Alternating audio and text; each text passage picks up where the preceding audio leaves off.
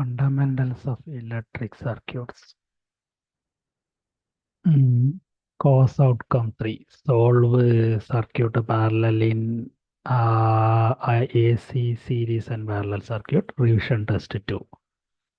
അതിലെ പാർട്ട് എയും പാർട്ട് ബിയും പാർട്ട് സിയും. പാർട്ട് എ എന്ന് പറയുന്നത് resonance in RLC series circuit occur when reactive component of line current becomes 0.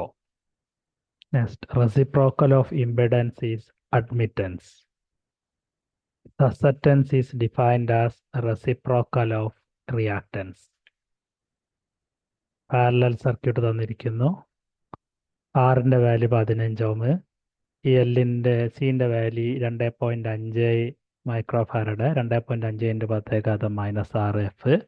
Inductance എന്ന് പറയുന്നത് 260 മില്ലി ഹെൻറി, 260 × 10⁻³ റെസണൻസ് ഫ്രീക്വൻസി എന്ന് പറഞ്ഞാൽ 1/LC - R² root of 1 divided by 260 ×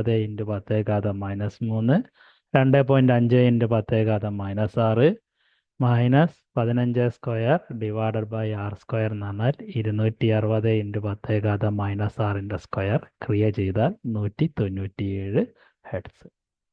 അടുത്ത ക്വസ്റ്റ്യൻ, RLC എല്ലാം പാരലലാക്കിയിട്ടിരിക്കുന്നു.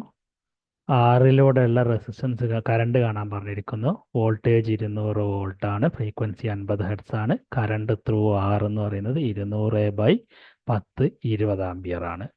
എൽ എന്ന് പറഞ്ഞാൽ 15 മില്ലി ഹെൻറി ആണ്. 15 × 10⁻³ ആണ്. ഇൻഡക്റ്റീവ് റിയാക്റ്റൻസ് എന്ന് പറഞ്ഞാൽ 2πfL ആണ്. 2 × 3.14 × 50 × 10⁻³ എന്ന് പറഞ്ഞാൽ -4.71 J ആണ്. അല്ലെങ്കിൽ J 4.71 ആണ്. കറണ്ട് ത്രൂ ഇൻഡക്ടർ എന്ന് പറയുന്നത് 200 ഡിവൈഡഡ് ബൈ J 4.71 ചെയ്താൽ മതി. മുമ്പായിട്ട് കപ്പാസിറ്റീവ് റിയാക്റ്റൻസ് കാണുന്നു. J എന്ന് പറയുന്നതിന് പകരം 4.7 ആംഗിൾ 90 എന്ന് എഴുതാം. അപ്പോൾ 200നെ 4.7 കൊണ്ട് ഡിവൈഡ് ചെയ്താൽ 42.46 ആംപിയർ കിട്ടും. ആംഗിൾ -90, 90 മുകളിലോട്ട് പോയതാണ്. അടുത്തത് കപ്പാസിറ്റീവ് റിയാക്റ്റൻസ് കാണാൻ 1 ഡിവൈഡ് ബൈ 2πfC ആണ്. 2 × π × 50 × 100 × 10⁻⁻6 എന്ന് പറഞ്ഞു കഴിഞ്ഞാൽ 3.31.84 ആണ്. കപ്പാസിറ്റർ ആകുമ്പോൾ -J 31.84 എന്ന് എഴുതണം. കറണ്ട് ത്രൂ കപ്പാസിറ്റർ കാണാൻ 200 ഡിവൈഡ് ബൈ 31.84 ചെയ്താൽ മതി. അങ്ങനെ ചെയ്യുമ്പോൾ ആംഗിൾ -90 ആണ് താഴെ. പക്ഷെ അത് നമുക്ക് എന്തായിട്ട് മാറണം? പ്ലസ് ആയിട്ട് മാറും മുകളിലോട്ട്. അപ്പോൾ 200 ഡിവൈഡ് ബൈ 31.84 ചെയ്താൽ 6.28 കിട്ടും. മുകളിലോട്ട് എത്തുമ്പോൾ പ്ലസ് ആംപിയർ ആവുകയും ചെയ്യും. പാർട്ട് സിയിൽ വരുന്ന ചോദ്യങ്ങൾ 3 എണ്ണമാണ്, 7 മാർക്ക് വെച്ചാണ്. ഈ സർക്യൂട്ടിൻ്റെ വെക്റ്റർ ഡയഗ്രാം വരയ്ക്കാനായിട്ട് പറഞ്ഞിരിക്കുന്നത്. അപ്പോൾ ഓരോ ലൈനിലെയും കറണ്ട് കണ്ടുപിടിക്കണം. I1 I2 ഓരോ ബ്രാഞ്ചിലെയും കറണ്ട് കണ്ടുപിടിക്കണം. അവിടുത്തെ ആംഗിളും കണ്ടുപിടിക്കണം. അപ്പോൾ 200 ഡിവൈഡ് ബൈ 10 + J5. J5നെ പോളാർ ഫോമിലോട്ട് മാറ്റുക. 10 + J5നെ പോളാർ ഫോമിലോട്ട് മാറ്റുക. റൂട്ട് ഓഫ് 10² + 5² tan 1 5/10 വരും. അപ്പോൾ 10² + 5² ചെയ്താൽ 11.85 കിട്ടും. അതുകൊണ്ട് ഡിവൈഡ് ചെയ്താൽ 200 ഡിവൈഡ് ബൈ 11.18 എന്ന് പറഞ്ഞാൽ 18 ആംപിയർ.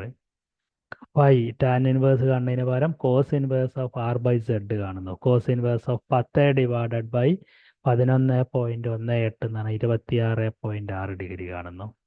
സെയിം വേല് I2ൻ്റെ കാര്യങ്ങൾ കണ്ടുപിടിക്കുന്നു. ബ്രാഞ്ച് 2-ൽ ഫോർ ബ്രാഞ്ച് 2-ലും Z1 എന്ന R1 R2 തന്നിട്ടുണ്ട് 8 ഓം, X2 തന്നിട്ടുണ്ട് 6 ഓം. അപ്പോൾ RA² + XL², 8 + RA² എന്ന് പറഞ്ഞാൽ 10. φ2 എന്ന് പറയുന്നത് ആംഗിൾ എന്ന് പറഞ്ഞാൽ 200/10 20 ആംപിയർ. ഇനി ഫേസർ ഡയഗ്രാം അല്ല, ആംഗിൾ എന്ന് പറഞ്ഞാൽ 8/10 എന്ന് പറഞ്ഞാൽ 36.87 ഡിഗ്രി. വി എന്ന് പറയുന്ന റെഫറൻസ് ലൈന്, ഐ എന്ന് പറയുന്ന കറണ്ട്, ഇതും തമ്മിൽ വരയ്ക്കുന്നു.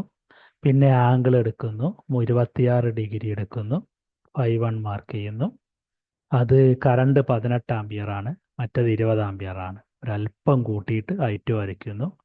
പ്രൊട്ടാക്ടർ ഇവിടെ വെച്ച്, പ്രൊട്ടാക്ടറിൻ്റെ സീറോ ഇവിടെ, ആംഗിൾ സീറോയിൽ നിന്ന് 10, 20, 30, 36 ഡിഗ്രിയിൽ ഒരു കുത്തിടും. അതിൻ്റെ നീളം നേരത്തേനേക്കാളും കൂട്ടി വരയ്ക്കും. ഈ ലൈൻ എന്ന് പറയുന്നത് ഇവിടം മുതൽ ഇവിടം വരെയുള്ള ലൈൻ എന്ന് പറഞ്ഞാൽ, ഈ ലൈൻ എന്ന് പറഞ്ഞാൽ, ഈ ലൈൻ്റെ നീളം എന്ന് പറഞ്ഞാൽ ഈ ലൈൻ്റെ നീളം തന്നെയായിരിക്കും. ഇതിന് പാരലായിട്ടാണ് വരയ്ക്കേണ്ടത്. ഈ ലൈനിന് തന്നെ അതായത് ഇവിടം മുതൽ ഇവിടം വരെയുള്ള നീളം തന്നെയാണ് ഇവിടം മുതൽ ഇവിടം വരെയുള്ള നീളം. ഈ ലൈനിന് പാരലാണ് ഈ നീളം. ഇപ്പോൾ ഇത് രണ്ടും തമ്മിൽ ജോയിൻ ചെയ്താൽ ഐ കിട്ടും. 7 മാർക്കാണെന്ന് പ്രത്യേകം ശ്രദ്ധിക്കുക. അടുത്തത് Z1 തന്നിരിക്കുന്നു 10 + j5. അതിനെ ഞാൻ ആദ്യം തന്നെ റെക്ടാങ്കുലർ ഫോം പോളാർ ഫോമിലേക്ക് മാറ്റുന്നു. √10² + 5² 11.18. Angle tan inverse 5/5/10. Tan inverse 5/10 എന്ന് പറയുമ്പോൾ എത്രയായി വാല്യൂ? ടാൻ ഇൻവേഴ്സ് 5/10 എന്ന് പറഞ്ഞാൽ 26.56 ഡിഗ്രിയായി. അപ്പോൾ വാല്യൂ 1/11.18 എന്ന് പറഞ്ഞാൽ 0.089. ആംഗിൾ 26.5 മുകളിലോട്ട് പോകുമ്പോൾ -26.5. Y2 എന്ന് പറഞ്ഞാൽ √25² + 10² ടാൻ ഇൻവേഴ്സ് ഓഫ് -10/15 26.96. ആംഗിൾ എന്ന് പറഞ്ഞാൽ -21.8. 1/26.96 എന്ന് പറഞ്ഞാൽ 0.37. ആംഗിൾ 21.8. രണ്ടും കൂടി ആഡ് ചെയ്യാൻ കഴിയില്ല. വീണ്ടും 0.089 കോസ് 26.6 ജെ ഇട്ടിട്ട് 0.29 sine -26.6 0.037 cos 21.8 plus J 0.37 sine 21.8. രണ്ടും കൂടി ആഡ് ചെയ്താൽ 0.08 0.034. രണ്ടും കൂടി ആഡ് ചെയ്താൽ 0.114 -0.04 പ്ലസ് ജെ 0.14 കുറയ്ക്കേണ്ടി വരും. അപ്പം -0.026. സോ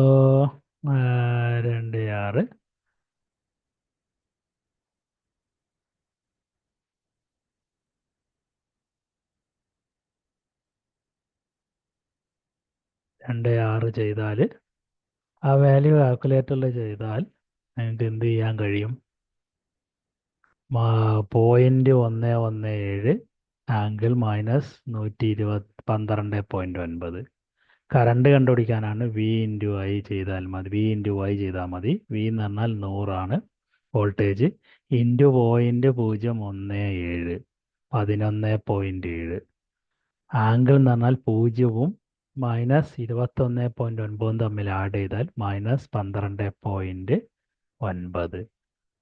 സോ പവർ ഫാക്ടർ എന്ന് പറഞ്ഞാൽ കോസ് -12.9 0.0747 ആണ്. 7 മാർക്കാണെന്ന് ഓർക്കുക. ചെയ്താൽ മതി. കാൽക്കുലേറ്ററിൽ ചെയ്താൽ എല്ലാ വാല്യൂസും കിട്ടും. √25² വളർത്തുക ചെയ്യുക.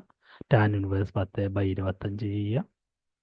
അപ്പോൾ 26.96 വരും. 1/26.96 ചെയ്യുക.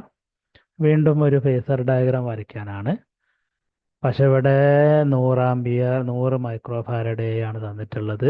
0.1 ഹെൻറി ആണ്. അപ്പോൾ R1 10 ഓം ആണ്. 100 മൈക്രോ ഫാരഡേ കൊണ്ട് നമുക്കൊന്നും ചെയ്യാൻ കഴിയില്ല. അതിൽ റിയാക്ടൻസ് ആക്കി മാറ്റണം. 1/2 50 × 100 × 10⁻⁻⁷ 31.83 ആവും. അപ്പോൾ Z1 എന്ന് പറഞ്ഞാൽ 10 മൈനസ് ജെ 31.83 കപ്പാസിറ്റർ ആയതുകൊണ്ടാണ്. ഇനി ആ ബ്രാഞ്ചിലൂടെയുള്ള കറണ്ട് കണ്ടുപിടിക്കണം എന്നുണ്ടെങ്കിൽ V/Z1 അതിനെ പോളാർ ഫോമിലോട്ട് മാറ്റുക. 10² + 31.83 സ്ക്വയർ ചെയ്താൽ 33.364 കിട്ടും. 230/33.364 എന്ന് പറഞ്ഞാൽ 6.89 ആണ് അതിൻ്റെ മാഗ്നിറ്റ്യൂഡ്. ടാൻ ഇൻവേഴ്സ് -31.83 എന്ന് പറഞ്ഞാൽ ടാൻ ഇൻവേഴ്സ് -31.3 എന്ന് പറഞ്ഞാൽ -73 അത് മുകളിലോട്ട് ചെല്ലുമ്പോൾ +73 മാറും. Second branch. രണ്ടാമത്തെ ബ്രാഞ്ചിൽ ഇൻഡക്ടറാണ് തന്നിരിക്കുന്നത്. അതുകൊണ്ട് 2πfL ചെയ്താൽ മതി. 2 × 3.14 × 50 × 0.1 ചെയ്താൽ 31.42 ഓം കിട്ടും. I2 കാണാൻ വേണ്ടി V/Z2 ചെയ്യുക. √10² + 31.42 ചെയ്താൽ എന്ത് കിട്ടും? 32.97 കിട്ടും. 230 വോൾട്ടേജ് /32.97 കൊണ്ട് ഡിവൈഡ് ചെയ്താൽ 6.89 കിട്ടും. 0 ആംഗിൾ കാണാൻ ടാൻ ഇൻവേഴ്സ് 31.42 ചെയ്താൽ മതി. 72.3 മുകളിലോട്ട് പോകുമ്പോൾ -72.3 ആംപിയർ വരും. ഫേസർ ഡയഗ്രാം വരയ്ക്കുക എന്ന് പറഞ്ഞാൽ ഒന്ന് കപ്പാസിറ്ററും ഒന്ന് എന്താണ് ഇൻഡക്ടറുമാണ്. അപ്പോൾ ഒരെണ്ണം +73 ഒന്ന് -73 ആണ്. V നടുവിലാണ് വരയ്ക്കുന്നത്. നമുക്ക് V നടുവിൽ വരച്ച് കളയാം. V നടുവിൽ വരച്ചാൽ 73 മുകളിലോട്ടെടുത്ത് പ്ലസ് ആയിട്ട് I1 മാർക്ക് ചെയ്തു. താഴേക്കെടുത്ത് -73.2. ഇതിൽ കൂടുതലുള്ളത് ഏത് ആംഗിളാണ്, ഏത് വാല്യൂ ആണ് കൂടുതലുള്ളത്, ഏത് റിയാക്റ്റൻസ് ആണ് കൂടുതലുള്ളത് നോക്കിയാൽ മതി. ഏത് റിയാക്റ്റൻസ് ആണ് കൂടുതലുള്ളത്? കപ്പാസിറ്റീവ് റിയാക്റ്റൻസ് എന്ന് പറയുന്നത് 31.83, വളരെ കുറച്ചേ ഉള്ളൂ. 31.42 കമ്പയർ. എന്നാലും കൂടുതലുള്ളത് കപ്പാസിറ്റീവ് റിയാക്റ്റൻസ് ആണ്. 73 കൂടുതലുള്ളത്. മുകളിലോട്ടാണ് എന്ത് വരിക? ഫേസർ ഡയഗ്രത്തിലെ റിസൾട്ടൻ്റ് കറണ്ടായ I വരിക. ഈ I മാർക്ക് ചെയ്യണ സമയത്ത് വിക്ക് പാരലായിട്ട് I1 പാരലായിട്ട് വീണ്ടും ഇവിടെ I1 മാർക്ക് ചെയ്യണം. I2 പാരലായിട്ട് വീണ്ടും ഇവിടെ I2 മാർക്ക് ചെയ്യണം. രണ്ടിൻ്റെയും റിസൾട്ടൻ്റ് ആയിട്ട് I മാർക്ക് ചെയ്ത് വെക്കണം. Thank you for watching this video.